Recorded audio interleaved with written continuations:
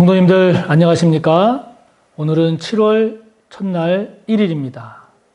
7월 한 달도 말씀과 기도로 승리하시는 복된 한 달이 되시기 바랍니다. 다 같이 사도신경으로 우리의 신앙을 고백합니다. 나는 전능하신 아버지 하나님 천지의 창조주를 믿습니다.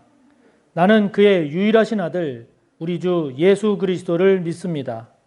그는 성령으로 잉태되어 동정녀 마리아에게서 나시고 본디오 빌라도에게 고난을 받아 십자가에 못 박혀 죽으시고 장사된 지 사흘 만에 죽은 자 가운데서 다시 살아나셨으며 하늘에 오르시어 전능하신 아버지 하나님 우편에 앉아 계시다가 거기로부터 살아있는 자와 죽은 자를 심판하러 오십니다. 나는 성령을 믿으며 거룩한 공교회와 성도의 교제와 죄를 용서받는 것과 몸의 부활과 영생을 믿습니다. 아멘. 오늘 우리가 함께 나눌 말씀은 이제 사도행전을 이제 오늘부터 우리가 함께 나누게 됩니다. 오늘 우리가 함께 볼 말씀은요, 사도행전 1장 1절에서 14절까지입니다.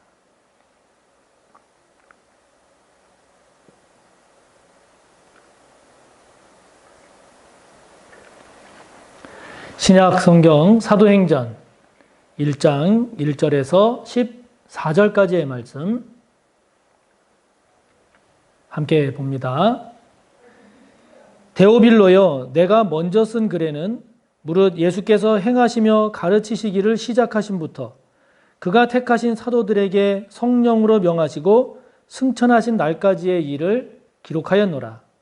그가 고난받으신 후에 또한 그들에게 확실한 많은 증거로 친히 살아계심을 나타내사 40일 동안 그들에게 보이시며 하나님 나라의 일을 말씀하시니라. 사도와 함께 모이사 그들에게 분부하여 이르시되 예루살렘을 떠나지 말고 내게서 들은 바 아버지께서 약속하신 것을 기다리라. 요한은 물로 세례를 베풀었으나 너희는 몇 날이 못되어 성령으로 세례를 받으리라 하셨느니라. 그들이 모였을 때에 예수께 여쭈어 이르되 주께서 이스라엘 나라를 회복하심이 이때니까 하니 이르시되 때와 시기는 아버지께서 자기의 권한에 두셨으니 너희가 알 바 아니요 오직 성령이 너희에게 임하시면 너희가 권능을 받고 예루살렘과 온 유대와 사마리아와 땅끝까지 이르러 내 증인이 되리라 하시니라. 이 말씀을 마치시고 그들이 보는데 올려져 가시니 구름이 그를 가리어 보이지 않게 하더라. 올라가실 때에 제자들이 자세히 하늘을 쳐다보고 있는데 흰 옷 입은 두 사람이 그들 곁에 서서 이르되 갈릴리 사람들아 어찌하여 서서 하늘을 쳐다보느냐. 너희 가운데서 하늘로 올려지신 이 예수는 하늘로 가심을 본 그대로 오시리라 하였느니라. 제자들이 감람원이라 하는 산으로부터 예루살렘에 돌아오니 이 산은 예루살렘에서 가까워 안식일에 가기 알맞은 길이라. 들어가 그들이 유하는 다락방으로 올라가니 베드로, 요한, 야고보, 안드레와 빌립, 도마와 바돌로메, 마테와 및 알페오의 아들 야고보, 셀롯인 시몬, 야고보의 아들 유다가 다 거기 있어 여자들과 예수의 어머니 마리아와 예수의 아우들과 더불어 마음을 같이하여 오로지 기도에 힘쓰더라. 아멘. 오늘부터 우리가 사도행전을 이제 함께 나눕니다. 사도행전이라는 것은 사도들이 복음을 전파한 그 과정을 기록했다. 그래서 사도행전이라고도 불려집니다만은 또 다른 표현으로는 복음이 전파되는 과정이어서 복음행전, 그 복음이 전파되는 과정에 성령의 역사가 성령이 주관하심으로 성령행전 이렇게도 불리워집니다. 이 사도행전은 예수님의 승천부터 해서 사도 바울이 로마에 도착하고 가택 연금되는 그때까지의 이 복음 전파 과정이 소개되어 있지요. 그래서 신약에서는 유일하게 그 시간의 흐름에 따라서 흐름과 관련된 내용들을 기록하고 있는 역사서 성격을 띠고 있는 것이 사도행전입니다. 오늘 말씀을 보면 이 사도행전은 1절에 나오는 것처럼 데오빌로라고 하는 사람에게 보내지는 그런 글로 되어 있습니다. 그런데 이것은 누가복음의 수신자 또한 데오빌로여서 그래서 이제 많은 학자들이 누가복음과 사도행전은 하나로 이렇게 보기도 합니다.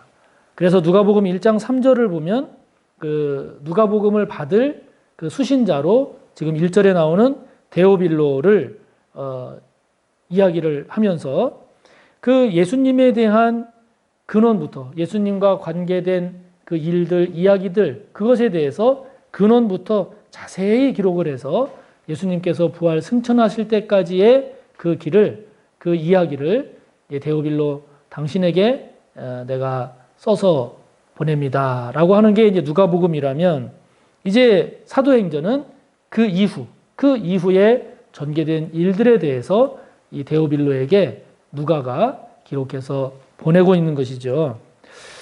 그래서 이런 누가의 데오빌로를 향한 이 데오빌로라고 하는 사람은 이름으로 봐서 또 각하라고 하는 이런 표현을 이제 누가가 누가복음에서 쓰는데 그런 걸로 봐서 이 데오빌로는 로마의 장교로 보입니다.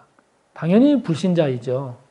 그러니까 이 누가가 이 데오빌로라고 하는 이 로마의 고관을 주님께 인도하기 위해서, 즉 전도하기 위해서 예수님에 대한 내용을 근원부터 살펴서 자세히 소개를 하고 있고 또 이 사도행전을 통해서는 예수님이 승천하신 이후에 이 예수님의 말씀이 예수님에 관한 복음이 어떻게 전파되어져 갔는가를 보여줌으로써 이 데오빌로를 주님께로 인도하고자 하는 데오빌로를 향한 그런 깊은 영혼 사랑의 모습을 우리가 보게 되죠. 그렇기 때문에 이런 데오빌로를 향한 누가의 이러한 마음, 이러한 생각, 이러한 애정을 우리가 다시 한번 되새겨 본다면 우리가 누가가 갖고 있는 이런 구령에 대한 열정 그리고 안 믿는 자를 주님께로 인도하고자 하는 깊은 이 헌신, 영혼 구원을 향한 영혼에 대한 사랑을 우리가 다시 한번 깊이 되새겨 봤으면 좋겠습니다. 그렇다면 오늘 저에게 있어서 저와 여러분의 데오빌로는 누구일까요? 저와 여러분에게 있어서 데오빌로는 있습니까? 정말 주님께 인도하고자 하는, 주님을 만나 거듭나 구원받게 하고자 하는 저와 여러분의 데오빌로. 그 데오빌로가 저와 여러분에게 꼭 있기를 바랍니다. 그리고 그 데오빌로를 주님께 인도함에 있어서 한 번 해서 안 된다고 주저앉지 마시고 5년 해서 안 됐다고 포기하지 마시고 지금 누가가 이 데오빌로를 향해서 갖고 있는 이런 깊은 애정과 그리고 깊은 헌신 이것을 우리가 묵상하면서 끝까지 포기하지 않고 주님께로 인도할 저와 여러분의 그 데오빌로 그 영혼을 품고 나아가는 저와 여러분이 꼭 되시기를 바랍니다. 그러면서 이제 4절부터 11절까지 보면 예수님께서 승천하시면서 이제 제자들에게 당부하시는 말씀이 나옵니다. 그 당부하시는 말씀의 가장 중심이 되는 핵심이 되는 중요한 내용은 무엇인가 하니 예루살렘을 떠나지 말라는 겁니다. 예루살렘을 떠나지 말라고 주님 말씀하십니다. 4절의 말씀처럼 예루살렘을 떠나지 말고 내게서 들은 바 아버지께서 약속하신 것. 하나님 아버지께서 약속하신 건 무엇입니까? 성령이죠. 그러니까 성령을 받을 때까지 예루살렘을 떠나지 마라. 이것이 예수님께서 승천하시면서 제자들에게 당부하신 것입니다. 성령 받을 때까지 예루살렘을 떠나지 말라는 이 예수님의 말씀은 어떤 의미일까요? 그렇죠. 우리 인간의 의지, 인간의 지혜, 인간의 경험, 인간의 열정을 성령보다 앞세우지 말라 하는 겁니다. 성령보다 앞세우지 말라 하는 겁니다. 만약에 성령보다 우리의 의지, 성령보다 우리의 열정을 앞세우고 성령보다 우리의 지식을 앞세우고 성령보다 우리의 경험을 앞세우게 되면 잘 될 것 같지만 안 된다는 거죠. 안 된다는 겁니다.